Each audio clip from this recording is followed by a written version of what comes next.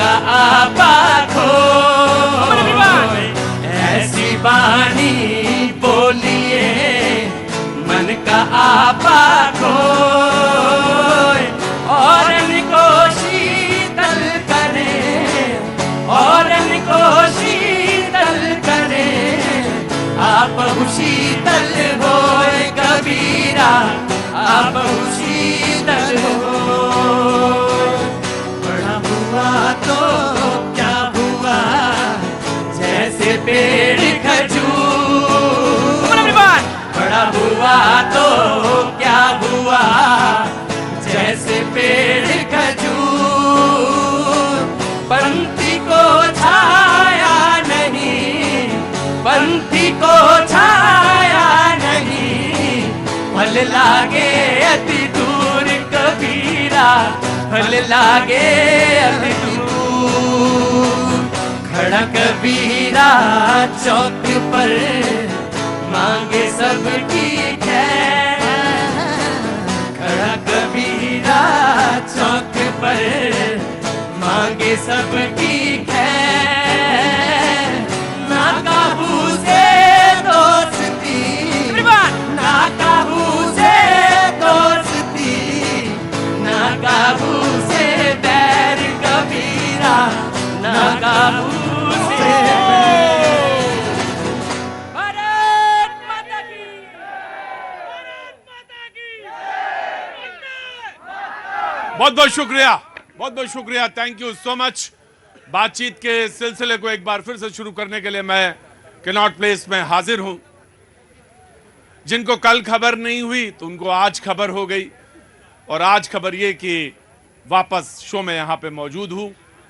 States के elections अभी हालांकि पूरे नहीं हुए, तेलंगाना में अभी शो बाकी है, वहां चुनाव बाकी है अभी होना, और तमाम सारा सफर करने के बाद आज एक बार फिर से हम आपके बीच में मौजूद हैं भैया जी कहिन का शो लेकर कैनॉट प्लेस में।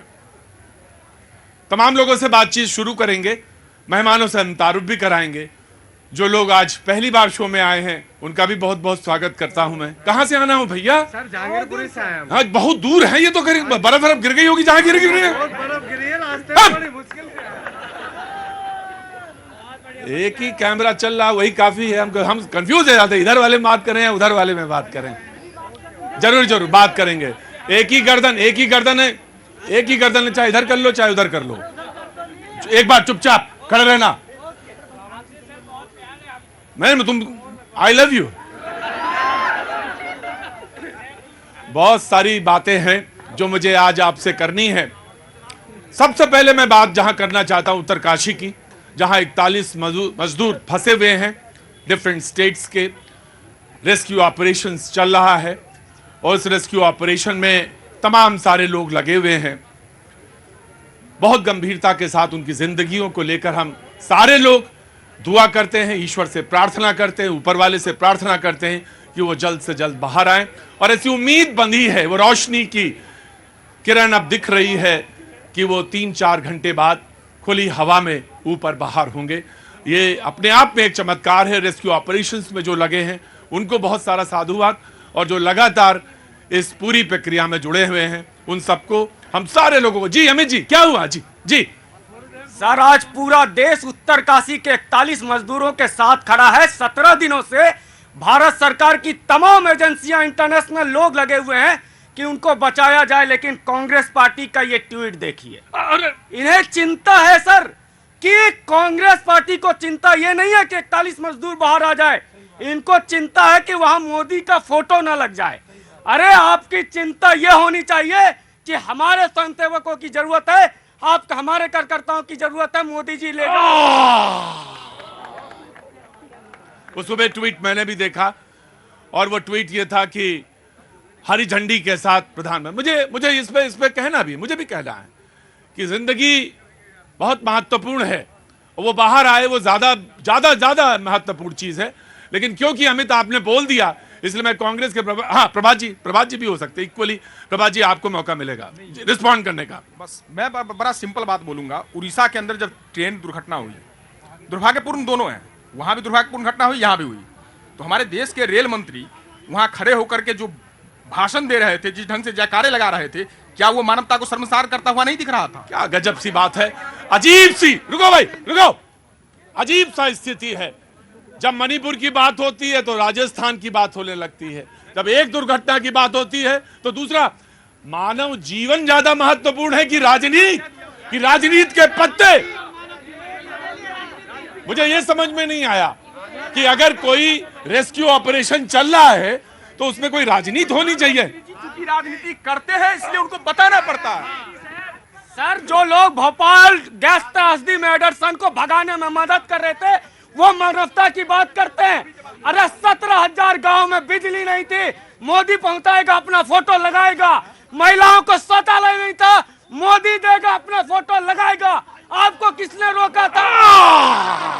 इनको पूछिए कि देश में गांव की संख्या कितनी है। 17,000 पे ये छाती पीट के बोल रहा है, और उससे पहले सारे गांव में जो बिजली लगी किसने लगवाया? मोदी जी ने लगवाया। और सुनो, अगर भाषा प्रधानमंत्री की करोगे ना तो फिर मैं बोलूंगा। अरे मैं बताता हूँ, चले जाइए झारखंड के सैकड़ों गांव थे जहाँ बिजली नहीं थी, और जो सड़क बन रही है, क्या केदारनाथ आज पहली बार लोग जा रहे हैं? आपने सोचा नहीं सर? दुर्भाग्य की बात है कि भारतीय जनता पार्टी झारखंड बनने के बाद पहली बार सत्ता में आई थी, लगातार सत्ता की मलाई खाने का काम किया। मुझे पूछोगे जवाब मिलेगा। और प्रधानमंत्री जी जब भाषा की मर्यादा गिरा करके किसी को मूर्खों का सरदार कहते हैं तब कहना पड़ता है।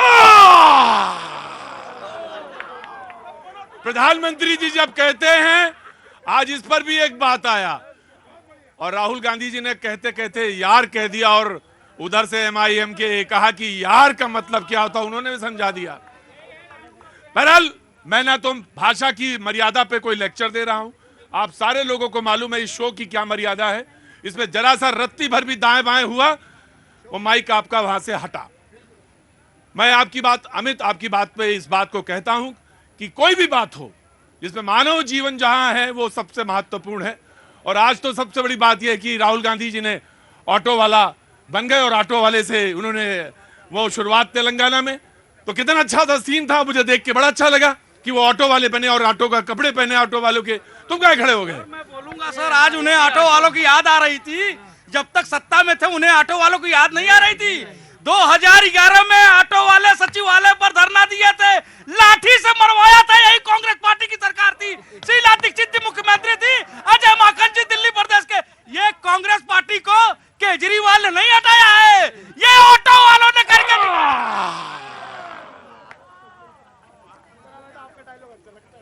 गजब है भाई। मेहमानों का तारुफ कराएं कि अभी छोड़ दें, यहीं पे डिबेट शुरू कर दें? जानते हैं सब जी, तो कांग्रेस विल रिस्पॉन्ड। देखिए प्रतीक जी, हम भी तो यही कह रहे हैं कि राजनीति मत कीजिए। वहाँ पे सुरंग में हमारे मजदूर फंसे हुए हैं और आप फोटो की राजनीति कर रहे हैं। वहाँ पे बेंगलोर में हमारे जवान शहीद हो रहा है और आप वहाँ पे फोटो शूट करा रहे हैं। आपको शर्म आनी चाहिए कि शहादत पर आप फोटो शूट कराते हैं, फैशन शो करते हैं, वहाँ पर मजदूर फंसे रहते हैं, आपके यहाँ से एक ट्वीट नहीं होता है। और जब वहाँ पर जब रेस्क्यू ऑपरेशन चलता है तो वहाँ पर आपके फोटोग्राफर पहुँच जाते हैं। आप जब मंदिर में जाते हैं वहाँ पे पूरा फोटोग्राफर की पूरी जो है लाइन चल रही है, भगवान की तरफ पीठ दिखाकर मोदी जी फोटो शूट करा रहे हैं। ये फोटो शूट की सरकार है, ये गरीबों की सरकार नहीं है। ये जो एक के साथ एक फ्री वाले आते हैं दिल्ली में, उनसे मुझे बड़ी चिंता होती है। जय शराबी, हाँ मुझे मालूम है। ये फोटो शूट वाली सरकार है, फोटो शूट कराते हैं। जी मैं रुको मैं आ रहा हूं बिल्कुल। आज तो मैंने इंट्रोडक्शन ही नहीं कराया, मैं आपको अलग से कराऊंगा। समाजवादी पार्टी जी। कांग्रेस को तकलीफ ही इसी बात की है कि मोदी जी काम क्यों कर रहे हैं। फोटो शूट कौन कराता है सब जानते हैं। भगवा कपड़े पहनकर ऐसे ऐसे करके कौन करता है? टीका लगा कर कौन करता है?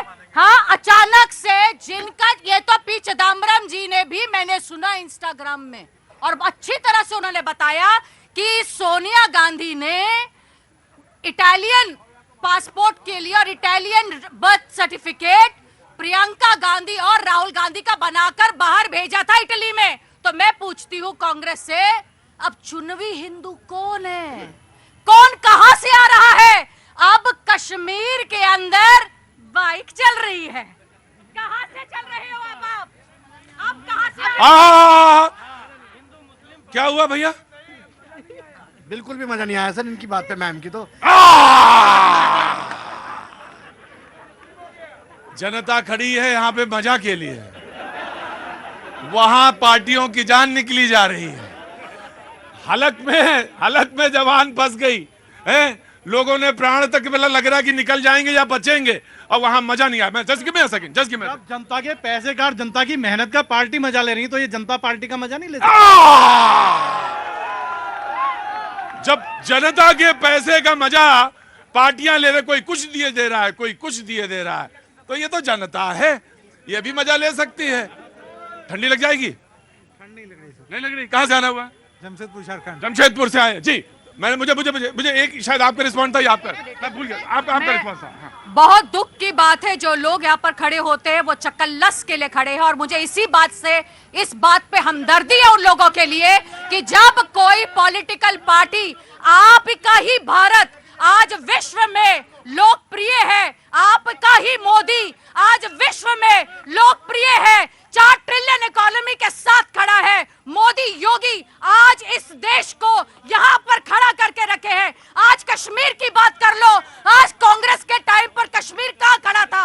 आज कश्मीर के अंदर आज जन्माष्टमी बनती है, आज तिरंगा झंडा लहराता है, आज वहां पर हिंदू बात करते हैं। प्रतीक जी, अगर जनता ने थोड़ा सा हंस दिया तो इनको बड़ा पेट में दर्द हो गया कि आप यहाँ खड़े होकर चक्करलस कर रहे हैं, और वो स्टेज पे से चक्करलस कर रहे हैं, स्टेज पे खड़े होकर मजाक उड़ा रहे हैं, हंस रहे हैं। ये जवान शहीद हो रहे हैं। गजब है आज की डिबेट भाई। हाँ भाई बोलो। झारखंड सर मोदी जी ठीक है, आएंगे, वहां भी आएंगे, 22 तारीख को चलेंगे। सबको लेके चलना है वहां पे हमको इस बार जी। कान इधर खींच के दोनों एक ही तरफ लगा दूंगा, चुपचाप खड़े रहो जी। सर मोदी जी के नेतृत्व में इजराइल 1 लाख लोगों को भारत में रोजगार देने का कॉन्ट्रैक्ट मोदी जी के नेतृत्व में कर सका। पहली बार ऐसा हो सकता है कि 1 लाख लोग किसी विदेश की धरती पे एक साथ जाएंगे, ऐसा जी। हाँ। ऐसा हो पाया है, अद्भुत। तो मोदी जी की वजह से ये जो रोजगार का जो अवसर मिल रहा है जी। मैं लोगों से तारुफ करा देता हूं। रितु चौधरी कांग्रेस का पक्ष रखने के लिए मौजूद है, बहुत बहुत शुक्रिया रितु। अनुजा कपूर बीजेपी का पक्ष रखने के लिए मौजूद है, बहुत बहुत शुक्रिया। भुवन भास्कर जोशी आज समाजवादी पार्टी से पक्ष रखने के लिए आए। 1 मिनट खड़े रहिए। हमारे यहाँ ये रिवाज है कि जो पहली बार शो में आता है, शरीक होता है, उसके लिए हम लोग ताली बजा के उसका स्वागत करते हैं। भुवन जी आपका बहुत बहुत स्वागत है, बहुत बहुत शुक्रिया। सर्वेश पाठक जी राजनीतिक विश्लेषक, प्रभात कुमार जी बहुत बहुत शुक्रिया, धीरज जी बहुत बहुत शुक्रिया, thank you so much, Dayashankar ji बहुत बहुत शुक्रिया, thank you so much, Naval वाले ऑटो वाले भैया जी बहुत बहुत शुक्रिया, थैंक यू सो मच, और Amit Shrivastava thank you so much. बातचीत का सिलसिला शुरू रहा है, समाजवादी पार्टी के पास जाऊंगा और बातचीत को सिलसिले को आगे बढ़ाऊंगा जी। आगे देखिए, देश पे जब जब विपदा आती है आदरणीय मोदी जी दिखाई नहीं देता। मणिपुर पे हमारी बेटियों पे विपदा आई, मोदी जी गायब थे। हमारी पहलवान बेटियों को दिल्ली में दिक्कत आई, आदरणीय मोदी जी गायब थे। आज 41 मजदूरों पे अगर एक भी मजदूर जो है, एक भी जो 1 मिनट आराम से बोलेंगे, जब तुमसे पूछ लेंगे, लेकिन ऐसे नहीं, ये नियम नहीं है। मैं जरूर पूछ लूंगा, मैं पूछ लूँ राय आपकी, जब मैं आपके पास आऊं भाई, आपके राय जब हम पूछेंगे तो आपके पास आएंगे। नहीं, ऐसे नहीं, आराम से जी। देखिए आज जो आगे आइए। देखिए आज जो हमारे 41 मजदूर भाई वहां पड़े हैं, कोई भी चुनावी राज्य से एक भी व्यक्ति नहीं है। अगर चुनावी राज्य से एक व्यक्ति भी वहां होता तो निश्चित तौर पे मोदी जी वहां दिखाई देते। मैं आपसे पूछना चाहता हूं कि मोदी जी कहां होते? कि आज वहां होते? कहां? उत्तराखंड में होते। हाँ जी, हाँ। जनरल बीके सिंह वहां पे क्या कर रहे हैं? कैंप डाल के वहां पे देख रहे हैं। और इनको याद दिलवा दूं, जनरल बीके सिंह कौन है? भारत के पूर्व सेनाध्यक्ष है। तो वही वहां पे जो किस लिए काम कर रहे हैं? शर्म आनी चाहिए आपको इस मजदूर के रेस्क्यू ऑपरेशन। तो आप इस बात का चिन्हित रखिए, पीएमओ ऑफिस से भी आए हैं वहां पर और देखने के लिए आए। प्रॉब्लम इनकी यही है कि अगर मोदी जी इस देश के बारे में सोचते हैं तो इन्हें तकलीफ है, और अगर इनकी नहीं बात करते हैं तो इन्हें देश के प्रधानमंत्री जी अगर यहाँ पर कोई व्यापारी का होता या उसका बेटा होता या उसकी पत्नी होती तो आज सरकार बचाने के लिए क्या करती। वहाँ पर मैं सुन पा रहा था, वहाँ पर एक पिता, अब मजदूर का पिता अपने बेटे को मिलने के लिए अपनी पत्नी का जेवर बेच के आया है। ये स्थिति है देश की। इतना नीचे मत गिरिए सर। अपनी पॉलिटिकल पार्टी के यूज करने के लिए उत्तराखंड में जो लोग बसे हैं ना, और उस वक्त और वहां पे जो लोग अंदर फैमिली अंदर फंसी है, जो दिन रात पूजा कर रही है, बाहर बैठ के लोग बात कर रहे हैं। सर इतना मत गिरिए। मोदी जी ने जितना कर रहे हैं उनको मालूम है कितने लोगों को वहां पर उन लोगों ने भेजा है, अपार्ट फ्रॉम दिस ये पूछने के लिए कि किस तरीके का यहाँ पर अंदर कपड़ों से लेकर खाने से लेकर इवन उनको अगर गुटखा चाहिए तो वहां तक, कार्ड्स तक, चीजों तक, सब कुछ वहां पर अंदर तक गया है पाइपलाइन, और वहां पर केमिकल्स तक पहुंचे हैं ताकि अगर जहां पे शौचालय नहीं है और शौचालय नहीं है तो शौचालय के लिए भी वहां पर प्रबंध करा जा रहा है। जी अब मैं आ गया पाठक जी आ गया सर्वेश। स्पेशल से मोबाइल दिया गया उस टनल में कि वो अपना समय कैसे व्यतीत करे, वीडियो गेम खेल के। उनके खाने का हर चीज का प्रबंध किया जा रहा है, फिर भी इसमें राजनीति। मुझे ये बताइए, हर जगह क्या देश के प्रधानमंत्री जी जाएंगे? जनरल मैं एक बात बताता हूं, कभी कोई लिफ्ट में फंसा है थोड़ी देर के लिए? कौन फंसा? वो जानता होगा। फंसे ना प्रभात जी, अंधेरा हो जाए और लिफ्ट बीच में रुक जाए, 30 सेकंड में प्राण लगते हैं, यहां से निकल के कहां निकल गए। और आप सोचिए जितना लंबा 17 दिन, और कैसे कैसे किस तरह से फाइट हो रही होगी उसका अंदाजा लगा। ये राजनीति यहां नहीं हो रही है, मुद्दा भी नहीं है आज का, ये मुद्दा भी नहीं है आज का। जी बिल्कुल प्रभात जी, बिल्कुल। मैं दिल से कह रहा हूं, ये संवेदनाएं हमारे देश के अंदर होनी चाहिए और है, इसमें कोई दो राय नहीं है। हर व्यक्ति में उनके प्रति संवेदनाएं हैं। जब हमारी बहन छोटी बातों पे आ जाती है ना, गुटखा उटका पहुंचाने लगते हैं, तब बोलना पड़ता है। बहन मोरबी के जो हमारे एक बात बताइए प्रभात जी, बड़े आदर्शवादी बनने हैं। कोरोना के समय में शराब की दुकानें क्यों खुलवा दी थी आपने?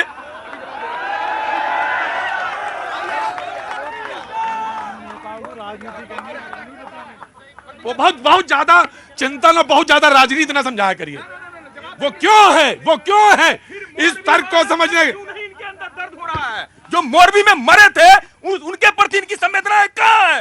जांच कहां है? क्यों नहीं सजा दी जाती है? छोटे लोगों को फंसा कर बड़े लोग 84 में इसी दिल्ली में सिखों को पोल से लटका के मार दिया। बैठ जाइए सारे लोग बैठ जाइए। ये आज का मुद्दा भी नहीं था, और जहां बहस होनी चाहिए थी वहीं बहस होनी। आराम से जी, मैं पूछूंगा, इधर आना पड़ेगा, उधर नहीं आ पाऊंगा मैं। इधर आ जाइए, इधर। काहे से? किससे? आपसे, आपके सवाल से। बहुत काबिल हैं आप क्या? जी भैया, मैं क्या नाम है तुम्हारा? वहीं खड़े रहो चुपचाप, या इधर आ जाओ। भैया इधर आओगे तो पूछूंगा। मैं इन्हीं पे बोल देता हूं। अभी स्वतंत्रता की अभिव्यक्ति की बात करते हैं। स्वतंत्रता की अभिव्यक्ति एक दायरे में होनी चाहिए। इतने सारे लोग हैं, सभी अगर बोलने लगे तो इस शो का क्या होगा, पहले आप ये समझ लीजिए। आप किससे कह रहे हैं? इन्हें भाई, किससे कह रहे हैं? भाई साहब से मैंने पूछा किससे कहे, किसको कह रहे हैं? भाई साहब जो स्वतंत्रता की वो सुन नहीं पाते हैं। अब मैं आता हूं राजनीति पर। नहीं, अब मैं राजनीति पे आता हूं। राजनीति आज के समय की जो राजनीति है, पहले तो राजनीति का मतलब राज्य के हित में जो नीति, तो राज्य के हित में नीति नहीं, हमारे हित में जो नीति है वो राजनीति इन नेताओं के लिए है, पहली बात। दूसरी बात ये, एक मिनट भाई, हल्ला नहीं। दूसरी बात ये, अगर इतने दिनों में मजदूर नहीं निकल पाए तो ये सिर्फ मौजूदा सरकार की नाकामी नहीं है, वो जो 40-55 साल रहे हैं उनकी भी नाकामी है। क्योंकि बाहर से भी मशीनें मंगाई जा रही हैं वो ड्रिल करने के लिए, विदेशों से भी। तो ये नाकामी सिर्फ मोदी सरकार की नहीं है, उनको भी गिरेबान में झांकना चाहिए, इनको भी गिरेबान में झांकना। बहुत अच्छी बात कही है, बहुत अच्छी बात कही कि अगर रेस्क्यू ऑपरेशंस में कैसे, कहां टेक्नोलॉजी का कितना इस्तेमाल होना चाहिए और हम कितने सजग और कहां खड़े हुए हैं, यह बहुत महत्वपूर्ण है। जब हम कोरोना में थे तब भी वही सवाल था लोगों के सामने कि हम कितना तैयार थे, कितना तैयार हो पाए थे, कितने हॉस्पिटल्स हमारे तैयार थे।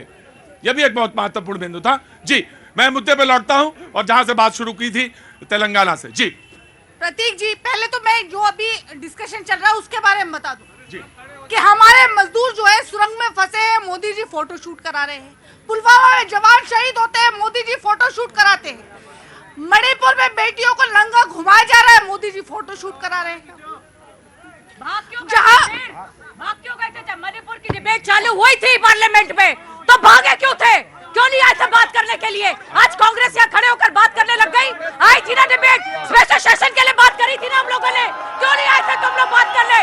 अमित शाह जी ने बताया नहीं था कि हम लोगों ने मणिपुर में क्या किया है? आराम से अनुजा। नहीं बात आज नहीं, आज प्रतीक भाई, हम लोग के ऊपर हर समय वार होता है। हम अच्छा करें, हम बोलते हैं कि हमें कभी भी आज तक हम लोगों को इन्हीं लोगों ने ये नहीं कहा कि आप लोगों ने अच्छा किया।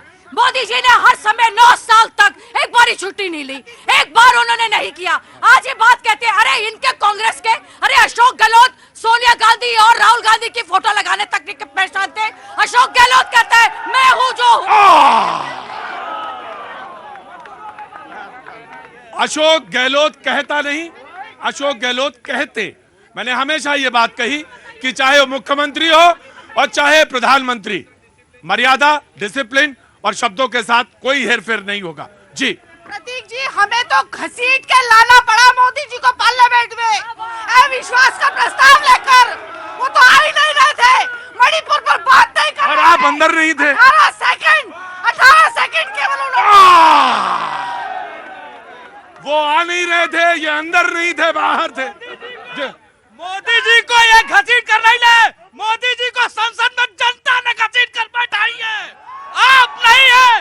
आपने तो हमेशा मोदी जी का विरोध किया। ये जनता का प्यार था कि मोदी जी संसद में पहुंचे हुए हैं, और मोदी जी संसद में बोल रहे थे तब आप लोग पीछे से बाहर निकल गए। क्यों? आपका नजर नहीं मिला सकते थे, आप उनसे नजर में नजर नहीं मिला सकते। मोदी जी से नजर भाई सही में कोई नहीं मिला सकता। अरे नहीं मिला सकता भाई, क्योंकि वो उनका अंदाजा ही नजरअंदाज वाले हैं। मैं प्रधानमंत्री पर टिप्पणी नहीं करना चाहता। रुको नवल जी, नहीं, मर्यादा नहीं, टिप्पणी नहीं करूंगा। मणिपुर की घटना हुई, बहुत दुर्भाग्यपूर्ण घटना थी। हम मांग करते रहे। हमारी बहन अनुजा कह रही है कि आप तो थे ही नहीं। बहन, जब आपने हद पार कर दी, जब हमने कहा लोहिया की बात मान करके कि जब संसद आवारा हो जाए तो सड़कों पे सत्याग्रह करना चाहिए, वही हम कर रहे थे। संसद आवारा हो चुकी थी, प्रधानमंत्री नोटिस नहीं कर रहे थे, गृह मंत्री उल्टी भाषा बोलते थे। देश की जो प्रभात जी, ये आप नहीं तय करेंगे कि संसद आवारा हो गई। और ये ना, नहीं, मैं आ रहा हूं। One by Samajwadi party. मुझे मालूम है लोहिया जी को कोट किया आपने। आइए, सारी क्रांति आप ही के पास है जी।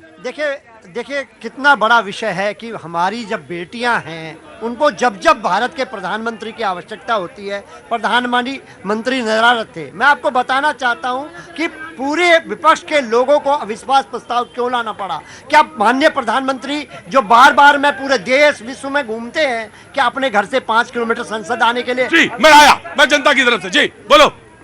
हम तो कहते हैं विपक्ष के पास कोई मुद्दा नहीं है 2024 में भी, और हम तो कहते हैं जो जलता है उसे जलने दो। ये जला नहीं रुकने देंगे, वो देश नहीं झुकने देगा, हम उसे नहीं झुकने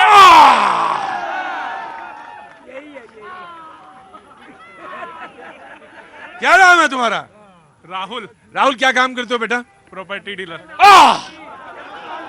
प्रॉपर्टी डीलिंग का काम। क्या उम्र है तुम्हारी? 34। अभी तक धंधा कैसा किया तुमने? बढ़िया किया। प्रॉपर्टी डीलिंग का काम करते हैं राहुल, और कहते हैं देश नहीं झुकने देंगे। आजा, बोलिए साहब, कहाँ से आना हुआ? सर बिहार से। बिहार से? कहाँ से बिहार से? पटना से। कैसे आना हुआ? अब्रॉड जा रहा हूँ स्टडी। अब्रॉड जा रहे हैं स्टडीज के लिए। कहाँ जा रहे हैं? ईरान जा रहे हैं। बहुत बहुत स्वागत है। ईरान का कोई जिक्र कर रहा था अभी थोड़ी देर पहले कि ईरान में काम के लिए ईरान जा रहे हैं काम के लिए, और आप पढ़ने जा रहे हैं। बहुत बहुत। ईरान में क्या स्टडीज क्या करेंगे? MBBS। बहुत बहुत शुभकामनाएं आपको।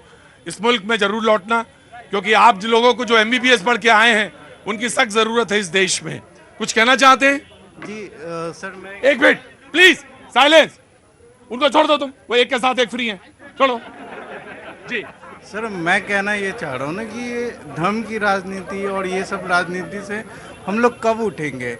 सर 550 नंबर लाने के बाद भी नहीं मिलता है, सीट नहीं मिलते हैं। 550 थे नंबर। यस सर, 400 पहली बार आया, दूसरी बार में भी 550 नहीं आता है। उसके बाद क्या करेगा इंसान? बाहर ही अब्रॉड जाएगा पढ़ने के लिए, रसिया जाएगा, ईरान जाएगा, ये होता ही नहीं है। चीजें लगता है क्या कि शेड्यूल का एक ना मैं आगे बोल देता हूँ। एक फंसा हुआ, मैं आ रहा हूँ, एक नौजवान शो में खड़ा है, कह रहा 400 मार्क्स थे पिछली बार, इस बार 550 हैं मेडिकल में, लेकिन नहीं हुआ। और अब मेरे लिए तो यही है कि हम यहाँ पे धर्म की राजनीति में आप सवाल पूछ रहे हैं या धर्म की राजनीति पे फंसे हुए हैं। मेरे लिए बाहर जाने के अलावा कोई और रास्ता नहीं है। ईरान जा रहे हैं, मैं आपको बहुत शुभकामनाएं देता हूं। और वो जो सवाल तुम छोड़े जा रहे हो वो 24 से पहले बहुत बार डिस्कस होगा, कई बार डिस्कस हुआ है और कई बार और डिस्कस होगा।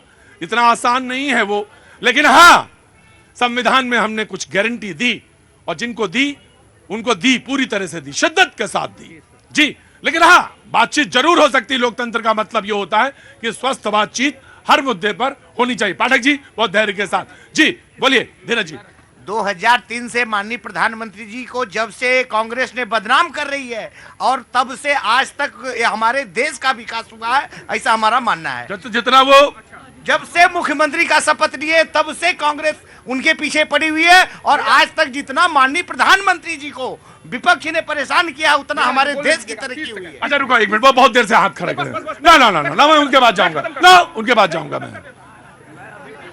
नहीं, क्या नाम है आपका? नाम छोड़िए। नहीं, पहले नाम बताइए। देखिए मेरे तरीका वही है। जय जय जय जी, पहले बहुत बहुत स्वागत है आपका। जय जी, कहाँ से आना हुआ आपका? जय जी, मैं तो बलिया से हूँ। बलिया से? हम कहे इतनी देर से कौन बगावती खड़ा है, तो बलिया ही कहीं हो सकता था। ये बलिया का पानी है। बहुत बहुत स्वागत है आपका। क्या काम करते हैं साहब? प्रतीक जी, मैं बिजनेसमैन हूँ। बिजनेसमैन है, बहुत बहुत। बिजनेसमैन तो बहुत विनम्र आदमी होता है जी। बोलिए। प्रतीक जी, पहले आप भी प्रोग्राम करते थे, मतलब पत्रकार तो थे, लेकिन जब प्रोग्राम शुरू हुआ, मेरा एक सवाल आपसे ही है, क्योंकि मैं आपको बार बार टीवी पे देखता हूँ कि मदारी और पत्रकारिता में कुछ फर्क रह गया है क्या? बिल्कुल है, बिल्कुल है, बहुत फर्क है। उतना ही है उतना ही फर्क है जैसे एक व्यापारी में और एक चोर में। और मदारी, मैं आपको बताऊं, मेरा जो उस्ताद है वो मदारी ही था। रुकिए भाई, खड़े रहिए। मेरा उस्ताद मदारी ही था। और मैं खुले डंके के चोट पे कहता हूं कि जो पत्रकारिता कर रहे हैं पहले उनके नाम गिनाइए मुझे, हुजूर आला, जो पत्रकारिता कर रहे हैं उनकी लिस्ट ले आइए, फिर मैं बताऊंगा। आप जैसा व्यक्तिगत आपकी कोई परेशानी होगी उसका इलाज करवाइए, मेरे पास मत आइए जी। मेरे पाठक जी की बात का बड़ा सिंपल जवाब दे दूं। 2002 में एक दंगा हुआ था गोधरा के अंदर। एक मिनट, कूल डाउन। जब से एक मिनट, अच्छा मुझे पाठक जी बोलने दो, फिर आपके बात का जवाब मिल जाएगा। 2002 में एक दंगा हुआ, देश ने देखा, बड़ा दुर्भाग्यपूर्ण दंगा था गुजरात के अंदर। एक मिनट बोलने दीजिए, धीरज बोलने दीजिए। इन्होंने कहा, धीरज जी ने कहा कि हम कांग्रेस बदनाम कर रही थी, ये भूल जाते हैं। पंडित अटल भाई आराम से, कूल डाउन जी। पंडित अटल बिहारी वाजपेयी देश के प्रधानमंत्री थे, वो भारतीय जनता पार्टी से थे और उन्होंने कहा था कि राजधर्म का पालन करो। जाके देखना पड़ता। धीरज यहाँ प्रभात जी, जब पाठक जी कह रहे हैं कि कांग्रेस बदनाम, पीछे रहो, और मोदी जी काम कर रहे थे 2002 में 3 में, कांग्रेस 4 में आई है। 2002-3 में भारतीय जनता पार्टी की सरकार थी, पंडित अटल बिहारी वाजपेयी वहां मुख्य प्रधानमंत्री हमारे थे, और उन्होंने बड़े ही संवेदना के साथ, बड़े ही क्रोध में आकर के ये शब्दावली इस्तेमाल करा कि राजधर्म का पालन करना सीखना चाहिए। और रुक जाओ, वहां बैठ जाओ, चुपचाप बैठिए, सारे लोग बैठिए। क्या मैं गलत कोट कर रहा हूं? क्या वाजपेयी जी का ये स्टेटमेंट नहीं? जल्दी बोलिए। लेकिन आज देश में जो हो रहा है, देश के मन से देश के प्रधानमंत्री जिस ढंग से अब शब्दों का प्रयोग कर रहा है और उल्टे कहते हैं हमें गालियां मिलती हैं जी। अमित आगे इधर। आपने वाजपेयी जी को याद किया, उनकी दूसरी पंक्तियां भूल गए। उन्होंने कहा कि आदरणीय मुख्यमंत्री जी वही कर रहे हैं, उसी राजधर्म का पालन कर रहे हैं। और आप कह रहे थे कि कोविड में मोदी गायब था, अब पुलवामा में मोदी गायब था। जब पुलवामा हुआ था, मोदी सर्जिकल स्ट्राइक की प्लानिंग कर रहा था।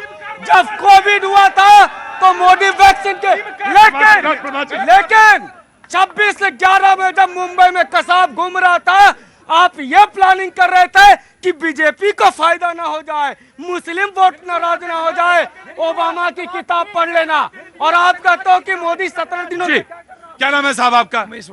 उमेश जी, क्या काम करते हैं आप? एडवोकेट हूँ सर। एडवोकेट हैं। कहाँ से आना हुआ? एक minute, cool down, cool down.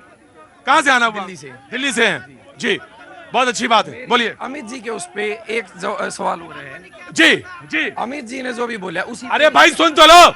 हाँ जी, अमित जी ने जो बोला उसी पे मेरी एक बात हो रहा है जी। जैसे इन्होंने पुलवामा के बारे में बोला, उसी पे मेरा कहना है 370 किसने दी थी और किसने हटाई?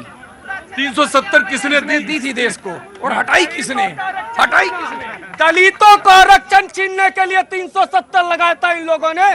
कश्मीर में दलितों का आरक्षण कांग्रेस ने छीना, 370 लगाकर। अरे आपका तो पूरा भोपाल त्रासदी में आपने किया। जी जी, कांग्रेस कांग्रेस कांग्रेस, आगे आगे। जी जी, देखिए, तेलंगाना से हमारा शुरू हुआ था। तेलंगाना की मैं बात कर लूं, तेलंगाना में हम जो है बहुत बहुमत से हमारी सरकार जो है वो बनने वाली है। और 2018 में भाजपा की एक सीट आई थी, अब की बारी वो भी नहीं आएगी। इस बार तेलंगाना में एक सीट आई थी, इस बार आपकी एक भी नहीं आएगी। वक्त थोड़ा सा ब्रेक के बाद फिर हाजिर होता हूं।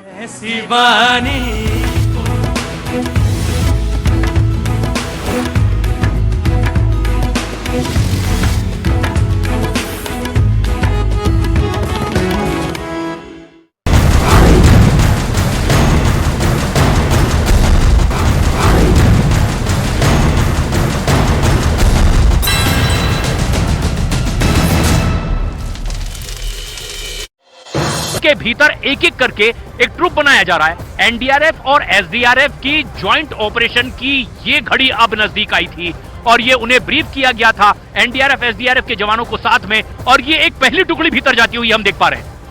अब टनल के भीतर एनडीआरएफ और एसडीआरएफ की पहली टुकड़ी भीतर जा रही है। उनके हाथ में सीढ़ियां हैं, स्ट्रेचर है, रस्से हैं, हर वो साजो सामान आपदा के वक्त जिसकी जरूरत होती है वो टीम अंदर लेकर गई है। दूसरी टीम को फिर से ब्रीफ किया जा रहा है टनल के बाहर ही, और टनल के बाहर एम्बुलेंसेस पूरी तरीके से तैनात। एम्बुलेंस की तैनाती ये दिखाती है कि अब उनकी भी जरूरत। तस्वीरें जरा इधर से हम दिखाएं कि एम्बुलेंसेस के अंदर देखिए सामान जा रहा है, स्ट्रेचर्स जो है उनको भरा जा रहा है। ये देखिए, जब एग्जामिन करने के लिए पर्दे लगाए जाते हैं, उन पर्दों के स्टैंड्स अंदर डाले जा रहे हैं। ये एम्बुलेंसेस पहले सामान लेकर अंदर जा रही हैं।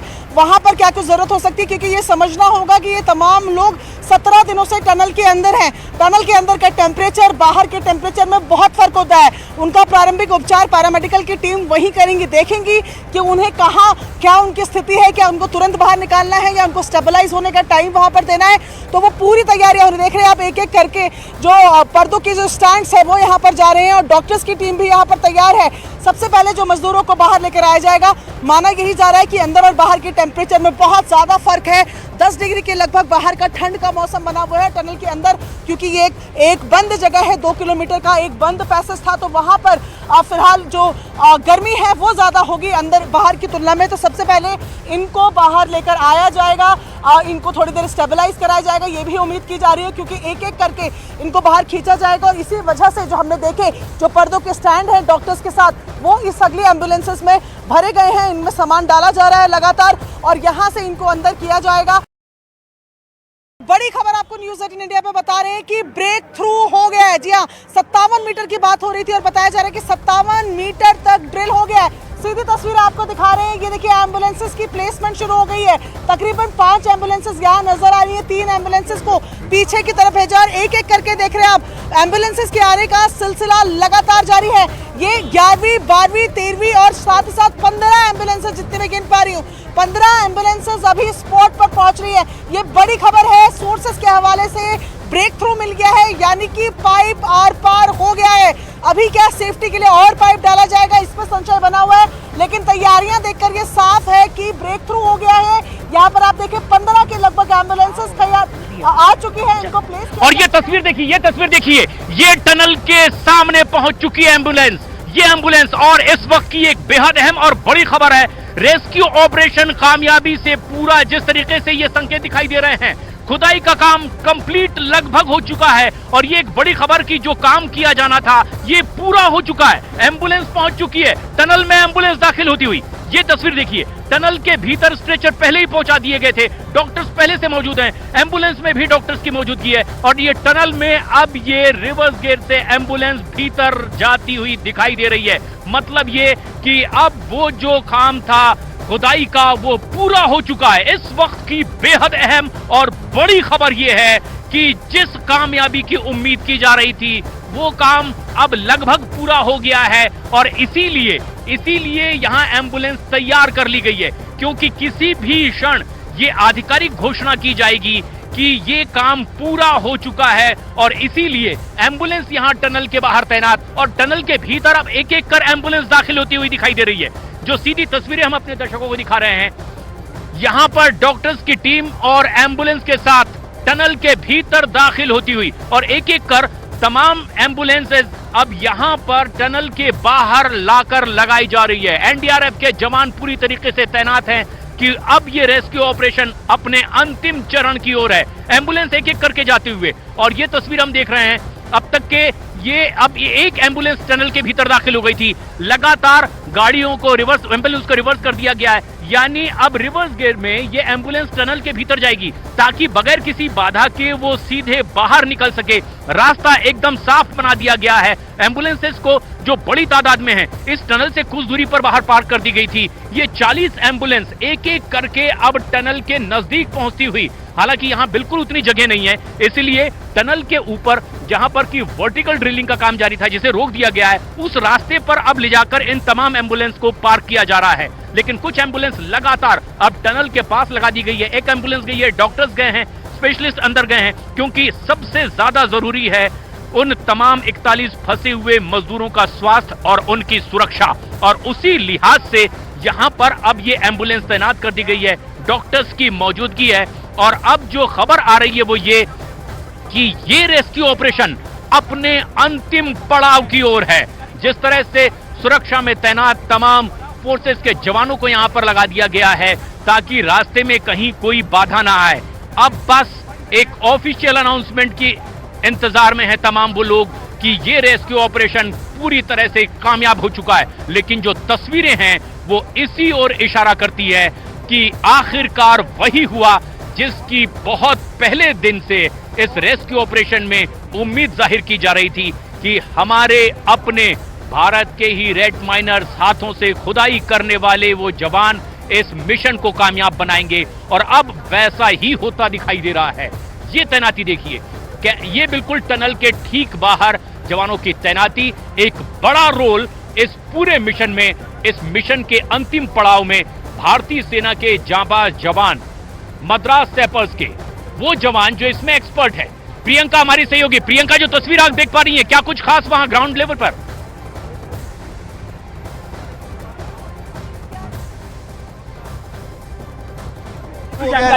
पाइप चल गया, एक पाइप और वेल्डिंग होना है, एक पाइप और वेल्डिंग होना है। जी जी सर क्या समझ गए क्या सर? दूर से एक पाइप और वेल्डिंग होना है, उसमें हमारा थ्रू होगा।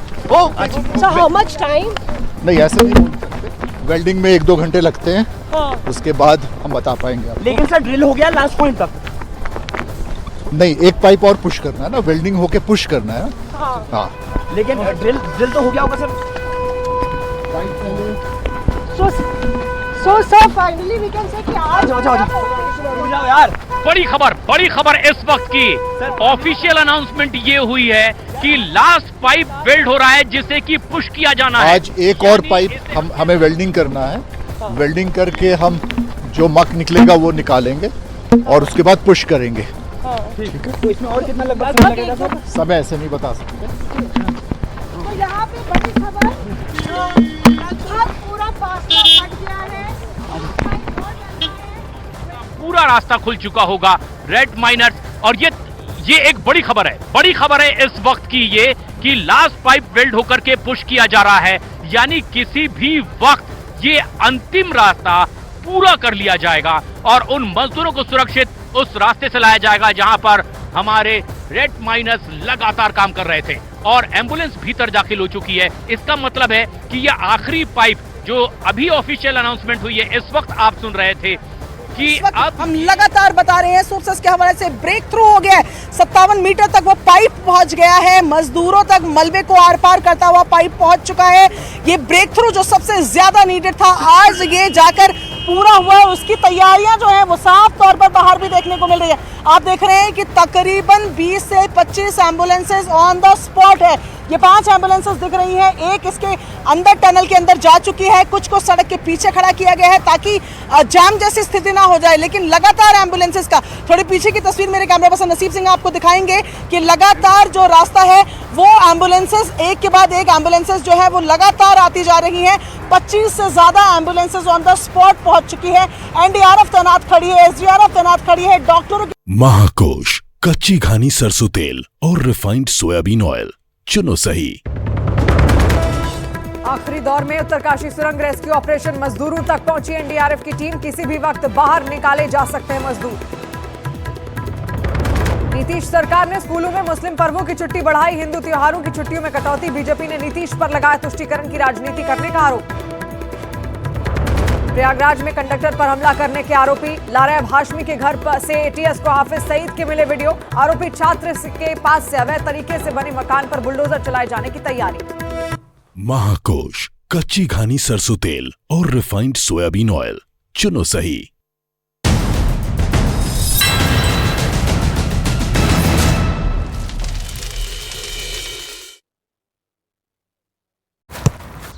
खड़ी है, किसी भी वक्त ये तमाम लोग अंदर जा सकते हैं। हालांकि एक ये पूरा मैटर अगर आपको बताएं तो देखिए ब्रेक थ्रू के बाद भी समय लगेगा। ऐसा नहीं है कि ब्रेक थ्रू होते ही तमाम मजदूरों को निकालने लग जाएंगे। पूरी टीम है, पूरी एसओपी है, एनडीआरएफ एसडीआरएफ का एक कंबाइंड मिशन चलेगा मजदूरों को निकालने का। वो उनको निकालेंगे जिसमें अच्छा खासा समय लग सकता है। एक एसओपी के हिसाब से बताया जा रहा था कि तकरीबन 2.5 से 4 मिनट एक मजदूर को इस टनल से बाहर निकालने में लगेंगे, क्योंकि ये एक लंबी टनल है। तकरीबन 57 मीटर की पाइप से ये रेस्क्यू होना है। ऐसे में ये एक बड़ा रास्ता है जिसको कवर करना है।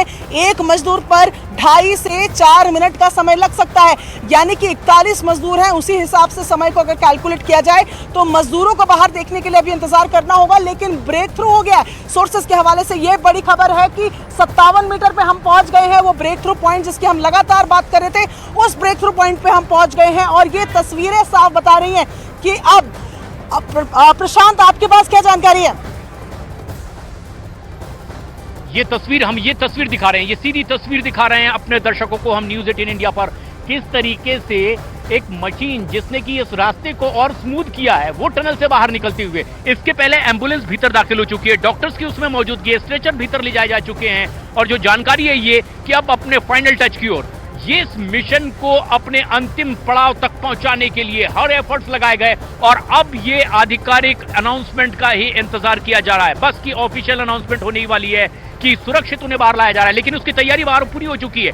एक एम्बुलेंस भीतर दाखिल हो चुकी है, डॉक्टर्स में उसमें मौजूदगी थी, स्ट्रेचर हमने देखा है। और ये देखिए, ये कुछ ऐसा सामान जो सड़क पर बिछाया जाता है ताकि रास्ते को और स्मूथ किया जा सके, ताकि कहीं एम्बुलेंस के भीतर जो मौजूद हैं उन्हें किसी तरह का जर्क न लगे, वो क्लियर करता हुआ ये एक मशीन सीधे बाहर निकलती हुई। और ये तस्वीर दिखा रही है कि किस तरीके से ये तैयारी पूरी कर ली गई है। और अब यहाँ एम्बुलेंस की तस्वीर देखिए, ये देखिए एनडीआरएफ के जवानों को अब ब्रीफ कर दिया गया है। ये तस्वीर दिखा रहे हैं हमारे सहयोगी, पूरी तरीके से तैनात है, फॉलन हो चुके हैं। एक क्यू में तमाम वो जवान एनडीआरएफ के दिखाई दे रहे हैं जिन्हें अब बस दाखिल होना होगा। एम्बुलेंस पूरी तरीके से तैयार। और ये देखिए डॉक्टर स्ट्रेचर, उसी के दाईं तरफ देखिए जहां पर ये एम्बुलेंस खड़ी हुई है, स्ट्रेचर, डॉक्टर, और ये पूरी एक एक करके फाइल तैयार शायद उन्होंने की हो, शायद फाइल उन्होंने तैयार की है। और वो फाइल उन डॉक्टर्स के हाथ में, एक्सपर्ट्स के हाथ में है कि कौन कौन यहां पर मौजूद है, किस किस एम्बुलेंस से किसे ले जाया जाना है। और ये तस्वीर देखिए, ये मूवमेंट शुरू हो चुकी है। एनडीआरएफ टनल के भीतर दाखिल होती हुई, ये एनडीआरएफ की टीम अपने साजो सामान के साथ रेस्क्यू के लिए टनल के भीतर दाखिल होती हुई। ये तस्वीर जिसका पिछले 17 दिन से इंतजार था, ये तस्वीर जिसका इंतजार हर कोई खासवाम ना सिर्फ टनल के बाहर यहां उत्तरकाशी में, उत्तराखंड में, बल्कि देश और दुनिया के कोने कोने में कर रहा था। चाहे अपने स्तर पर एक एक करके अंदर बढ़ रहे हैं, इनके हाथों में रस्सियां हैं, सीढ़ियां हैं। ये एनडीआरएफ और एसडीआरएफ का जॉइंट ऑपरेशन रहेगा। ये दोनों के दोनों जो लोग हैं अब ये अंदर जा रहे हैं, इनके हाथों में जो ऑक्सीजन सिलेंडर्स है, रोप्स है, वो तमाम चीजें जो इस ऑपरेशन में इनके काम आएंगी। एक लंबी टीम गई है और जैसे कि हम बता रहे हैं कि जो जानकारी मिली है, एक एक मजदूर को निकालने में 2.5 से 4 मिनट तक का समय लग सकता है। ये एनडीआरएफ के जवान, इनमें से कुछ जवान क्रॉल करके उन पाइपों के अंदर जाएंगे। जो रेस्क्यू पाइप है, जो 800 mm डायमीटर के रेस्क्यू पाइप बनाए गए हैं, उनके अंदर ये जाएंगे क्रॉल करके रस्सियों के माध्यम से और वहां पर मजदूरों तक पहुंचेंगे। मजदूरों को बाहर लेकर आया जाएगा ट्रॉली की मदद से, एक छोटा स्ट्रेचर जिसमें व्हील लगे हैं और ये रस्सियों से उनको खींचेंगे। इस वक्त की बड़ी खबर है, एनडीआरएफ और एसडीआरएफ के तमाम जवान जो है वो अंदर की तरफ बढ़ रहे हैं। ऑपरेशन को लेकर एनएसडीसीआईएल की तरफ से कंफर्म किया गया है कि ब्रेक थ्रू हो चुका है, यानी कि अब थोड़ा सा इंतजार और ये मजदूर बाहर आएंगे, अपने परिवार वालों से मिलेंगे। उसके लिए एनडीआरएफ एसडीआरएफ की टीमें अंदर पहुंच चुकी हैं। अब सारा दारोमदार, सारा काम एनडीआरएफ और एसडीआरएफ के जवानों का ही है। इनको ही इस ऑपरेशन को खत्म करना है। एनडीआरएफ की तरफ से ये जानकारी दी गई थी कि मॉक ड्रिल्स काफी हो चुकी है, काफी प्रैक्टिसेस हो चुकी है। लिवर पुली जो मेथड है उसके माध्यम से इनको खींचा जाएगा बाहर की ओर। ऐसे कई ऑपरेशन एनडीआरएफ एसडीआरएफ कर चुकी है। बेहद कॉन्फिडेंट है इस ऑपरेशन के लिए भी। अब केवल 31 मजदूरों को सकुशल उस रेस्क्यू पाइप से बाहर निकालने का काम रह गया है। ब्रेक थ्रू हो चुका है, जो पाइप है वो आर पार मलबे के हो चुकी है। अब इंतजार सिर्फ एसडीआरएफ के इस ऑपरेशन का, जहां पर एक एक करके 41 मजदूरों को बाहर लाया जाएगा, सकुशल बाहर लाया जाएगा। एम्बुलेंसेस आप देख रहे हैं एक एक करके 25 से ज्यादा एम्बुलेंसेस हम लगातार दिखा रहे हैं कि स्पॉट पर मौजूद है। और जैसे ही ये बड़ी तस्वीर है, और ये एक बड़ी तस्वीर है। ये एक एम्बुलेंस बाहर आई है, ये पहली एम्बुलेंस जो अंदर दाखिल हुई थी वो बाहर आती हुई। अभी इसका ऑफिशियल अनाउंसमेंट नहीं है कि इसमें किन्हें लाया गया, लेकिन डॉक्टर्स इसमें मौजूद थे। एक एम्बुलेंस जो भीतर दाखिल हुई थी वो टनल के बाहर आती हुई दिखाई दे रही है, जिसमें स्ट्रेचर मौजूद था, एक्सपर्ट्स मौजूद थे और डॉक्टर्स की मौजूदगी थी। अब ये एम्बुलेंस बाहर आती हुई दिखाई दे रही है हमें सीधे सीधे, लेकिन टनल के बाहर हम तस्वीर दिखा रहे हैं। टनल के बाहर यहाँ एनडीआरएफ एसडीआरएफ के जवानों को कंबाइंड रूप से ब्रीफ किया गया था और इस ब्रीफिंग के बाद ये टनल में दाखिल होते हुए ये तस्वीर इस वक्त दिखाई दे रही है।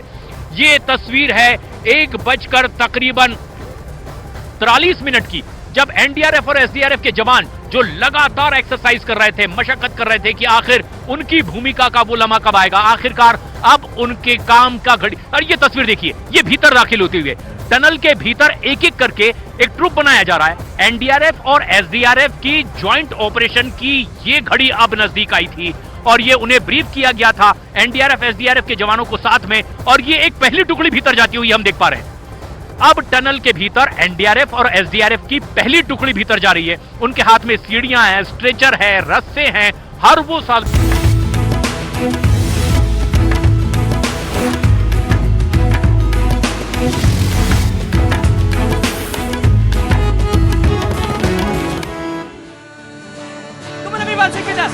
वंदे मातरम, वंदे मातरम, वंदे मातरम। सुजलाम सुफलाम मलयज शिखलाम सत्य श्यामलाम मातरम, वंदे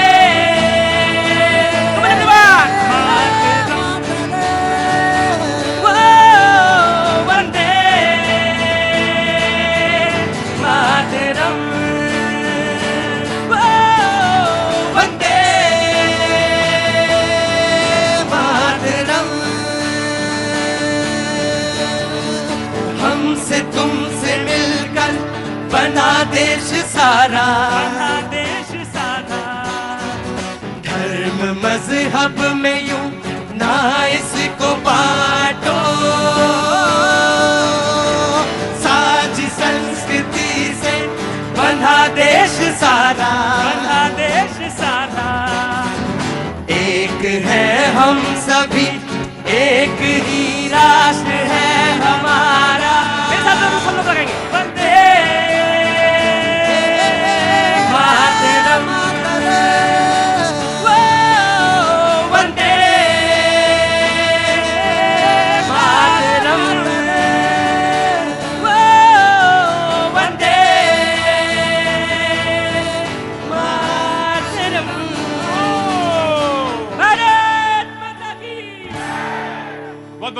थैंक यू सो मच भैया जी। कहीं में एक बार फिर से आपका बहुत बहुत स्वागत है। कोई महाराष्ट्र से आया है, काफी लोग, कुछ लोग ईरान पढ़ने जा रहे हैं MBBS, वो यहाँ मौजूद हैं। बहुत सारे मुख्तलिफ लोग आते हैं और मुख्तलिफ बात कहते हैं, अच्छी भी बुरी भी, अच्छी लगने वाली भी और बुरी लगने वाली भी, दोनों बातें कहते हैं और दोनों का स्वागत होना चाहिए, दोनों का। क्योंकि बात जो कही जा रही है वो कहां से कही जा रही है और कौन कह रहा है, ये भी बड़ी महत्वपूर्ण बात होती है। क्यों कह रहा है ये भी महत्वपूर्ण होता है। सबका स्वागत है।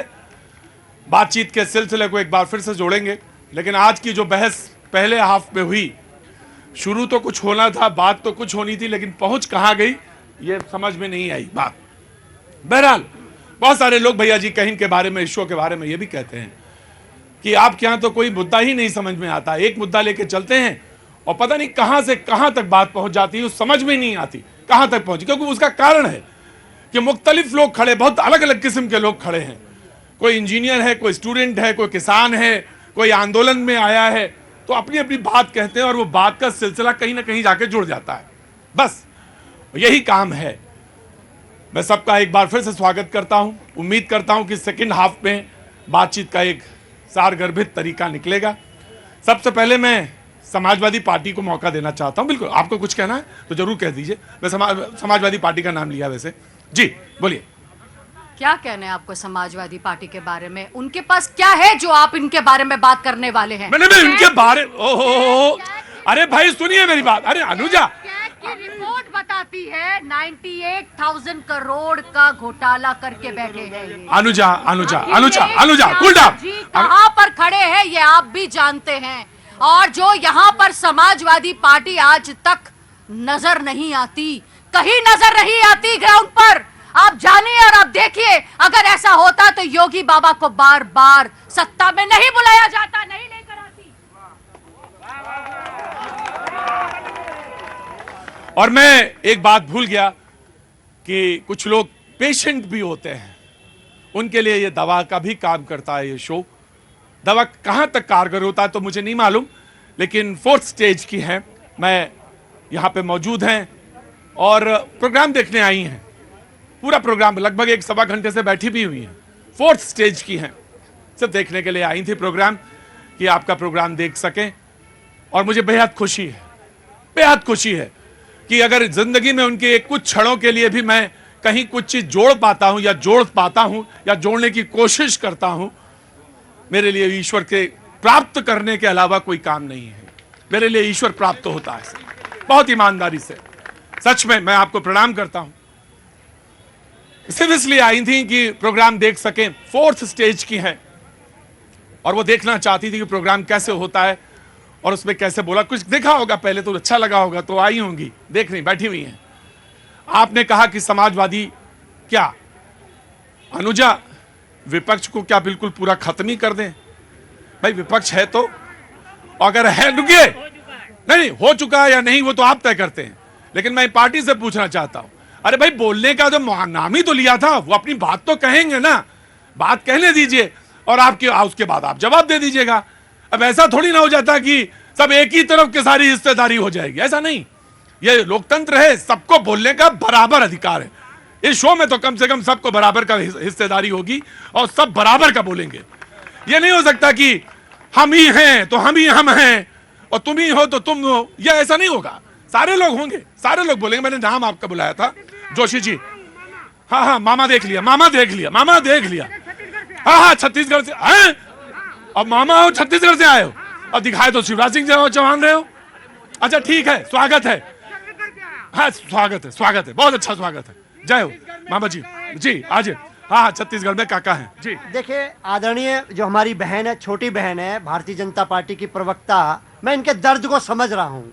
जो घोषी में माननीय अखिलेश यादव जी ने जो दर्द दिया है इनको, वो दर्द निकल के आ रहा है। इनके मुख्यमंत्री लगे, इनके उप मुख्यमंत्री लगे, इनके एमएलए लगे, देश के मंत्री तक आ गए चुनाव में, और जनता ने, इस उत्तर प्रदेश की महान जनता ने 40,000 से माननीय अखिलेश यादव जी को जिता के भेजने का काम करा। उसके बाद अभी कर्नाटक का रिजल्ट आपने देखा, हिमाचल का देखा, अब इनके दिन बैरिंग हो गए हैं, ये खाली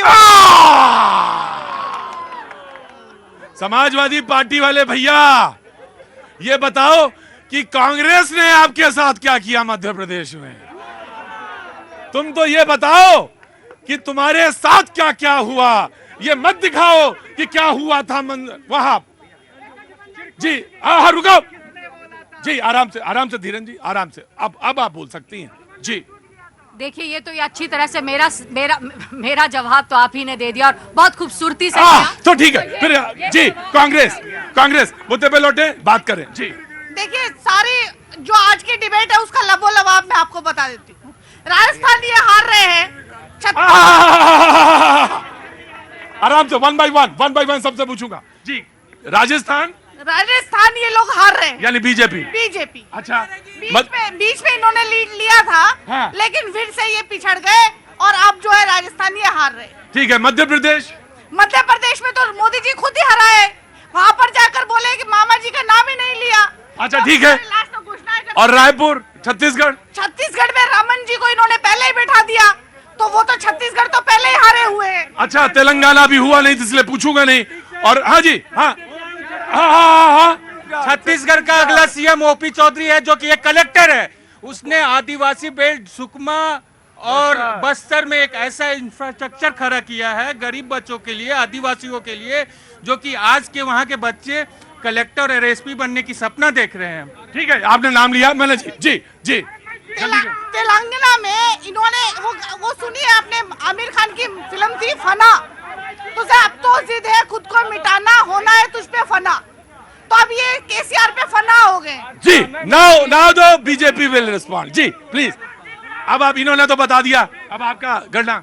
अब केसीआर और कांग्रेस तो दोनों भाई है, दोनों ही इस बात के बारे में अच्छी तरह से जानते हैं कि सिर्फ और सिर्फ तुष्टीकरण की सरकार कैसे बन सकती है।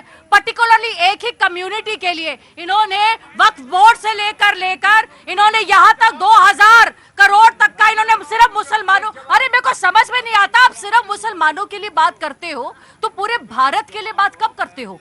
क्योंकि आप लोगों के पास वक्त नहीं है भारत के लिए बात करने के लिए। आप तो चलना शुरू करते हो तो समझ में नहीं आता कहां तक पहुंचते हो। तो हम जब मोदी जी बात करते हैं तो उनका दर्द है, क्योंकि मोदी जी जो है वो इस देश के प्रधानमंत्री है, भाजपा के प्रेसिडेंट नहीं है।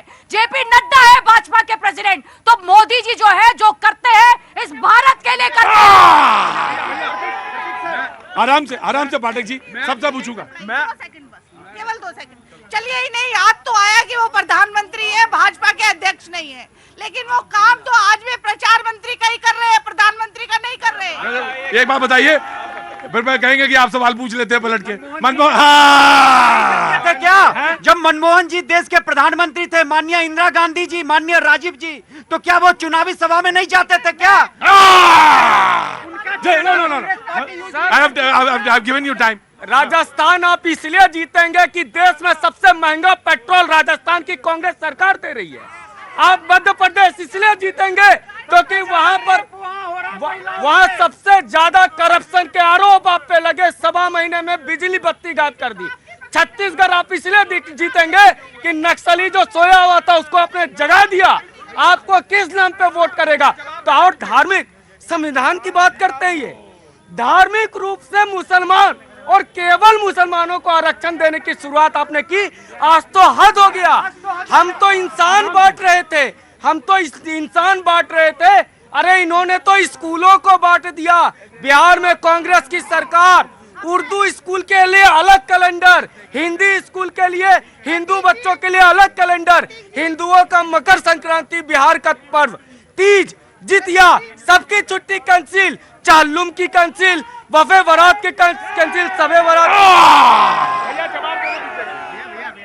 तो मेरा टाइम था, मैं मध्य प्रदेश गया था। अमित जी सुनना, मैं मध्य प्रदेश गया था, वहां के लोग जो कह रहे थे, कवि के रूप में मैंने 4 पंक्तियां लिखी। लोग कह रहे थे कि जिंदगी के जद्दोजहद से परेशान हूं मैं, जिंदगी के जद्दोजहद से परेशान हूं मैं, बेकारी और महंगाई से हलकान हूं मैं, और मेरे रोटी का घेरा थोड़ा छोटा पड़ गया, मेरे रोटी का घेरा थोड़ा छोटा पड़ गया। गौर से देखो अमित, गौर से देखो, मैं ही हिंदुस्तान हूं, हिंदुस्तान हूं मैं। और तुमको नहीं, अनुजा जी ने बहुत बात बोली है, अनुजा जी ने बहुत बात बोली है। देखिए, आप प्रभात जी को कुछ कह सकते हैं, लेकिन कभी प्रभात को कहेंगे तो मैं भी खड़ा हो जाऊंगा, बता दे रहा हूं। कभी प्रभात को मत कहिएगा, प्रभात जी को कुछ कह दीजिए, लेकिन कभी प्रभात को मत बोलिएगा अनुजा। मैं भी मंच का कभी अब जवाब सुनो। एक कांग्रेसी के आंख में आंसू आ गए जब उसकी मां ने फोन किया छठ में। देखो मुशायरा नहीं हो रहा जी।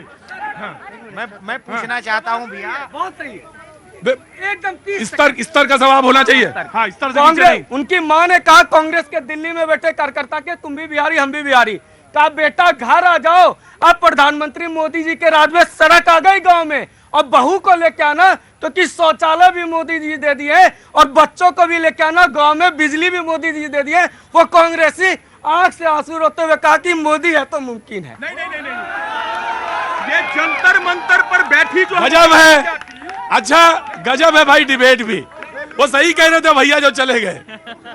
डिबेट में ये भी नहीं होगा, नहीं ये नहीं होगा, बिल्कुल बिल्कुल नहीं होगा। जी पाठक जी, देखिए यहाँ पे फैंसी ड्रेस कंपटीशन चल रहा है, एक पार्टी के युवराज कर रहे हैं। कभी कुली बन जाते हैं उसका ड्रेस पहन के, कभी ऑटो चालक बन जाते हैं, कभी कहीं पे मैकेनिक बन जाते हैं। क्या फैंसी ड्रेस कंपटीशन के लिए युवराज को तैयार किया गया है? दूसरा, पूरे भारतवर्ष में समाज के एक समुदाय के लिए सब लगा पड़ा है। तेलंगाना में कोई स्पेशल IT पार्क मुसलमानों के लिए बना रहा है, हमारे बिहार में छुट्टियों को बांट दिया गया, झारखंड में कहीं पे स्कूल में अगर प्रार्थना हो रही है तो उसको कर दिया गया। ड्रेसिंग सेंस है इस देश में, एक तो मोदी जी का, दूसरा ओवैसी जी का। और क्यों? और शिवराज जी का वो अपने गृह मंत्री को भूल गए? अपने गृह मंत्री को भूल गए तुम? नहीं, कई बार 23 बार बदले थे या 19 बार? नहीं, तुम्हारे गृह मंत्री जो थे तुम सोच रहे हो मेरी याददाश्त कमजोर हो गई? देखिए, भारतीय जनता पार्टी के प्रवक्ता साथी को मुसलमानों से कितनी दिक्कत है, क्या मुसलमान से पूछना चाहता हूँ, क्या मुसलमान इस देश का हिस्सा नहीं है? क्या मुसलमान आराम से इनके दर्द, ये टिकट नहीं देते मुसलमानों को, ये कहते हैं कि हम लोग सबका साथ सबका विकास। ये कैसा सबका साथ सबका विकास है? मैं यहाँ, बहन जी बहुत छोटी है, मैं इनसे कहना चाहता हूँ एक बार भारत के संविधान को पढ़ ले, मुसलमानों को कुछ कहने से। मुसलमानों का इस देश की आजादी से लेकर इस देश का पूरा योगदान है। आदरणीय बहन जी को संविधान को पढ़ना चाहिए। बिल्कुल। और एक बात और आपसे भी कह दूं मैं कि बार बार बताने की जरूरत नहीं है, योगदान को योगदान है। और कहने का मतलब यह है कि मुसलमानों के लिए हम हिंदुओं पर गोली चलवाते हैं। अरे ये कहा, ये उन्होंने कहा? बेकार वाली बातें मत करो और सौहार्द के साथ रहो। और मेरी डिबेट में यहाँ पे बिल्कुल लो। मैं हूँ शिवराज मामा का परिवार, मैं जीत रहा हूँ सर। रुको, मैं आया, इधर आया। कहाँ से आना हुआ तुम्हारा? मैं हरियाणा से आया सर। अरे वाह, क्या बात है, अब समझ में आया मुझे। इतना हल्ला इधर से क्यों आ रहा था? हरियाणा से आए हैं आप, क्या काम करते हैं आप? मैं बैंक में जॉब करता हूँ। बैंक में जॉब करते हैं। पहले बहुत बहुत शुभकामनाएं आपको। क्या नाम है आपका? मेरा विक्रम नाम है सर। विक्रम, कुछ कहना चाहते हैं? कोई बात जो लग रहा समाज में अच्छी है, कहनी चाहिए, स्टैब्लिश करनी चाहिए, बोलना चाहिए। जी बोलिए। बस कुछ नहीं बोलना था सर, ये बोलना था कि मेरे पापा आपके बहुत बड़े फैन हैं। मेरे पापा बहुत बड़े फैन हैं। जी हाँ, महाराष्ट्र से आए हैं आप? जी सर, मैं महाराष्ट्र से मेलघाट से आया हूँ। मेलघाट कुपोषित के नाम से जाना जाता था। जब से मोदी जी की सरकार आई है, वहाँ पे हर घर में नल और हर घर में। महाराष्ट्र में कहाँ से? मेलघाट ऐसा ठिकान है जहाँ पे कुपोषित के नाम से जाना जाता है। आज मेलघाट में स्काईवॉक, दुनिया का दूसरा नंबर का स्काईवॉक बन रहा है। क्या इससे रोजगार नहीं मिलेगा? जरूर मिलेगा। वहाँ पे मनरेगा से सब लोग काम पे जाते हैं, उनको रोजगार मिलता है, हर घर में नल है।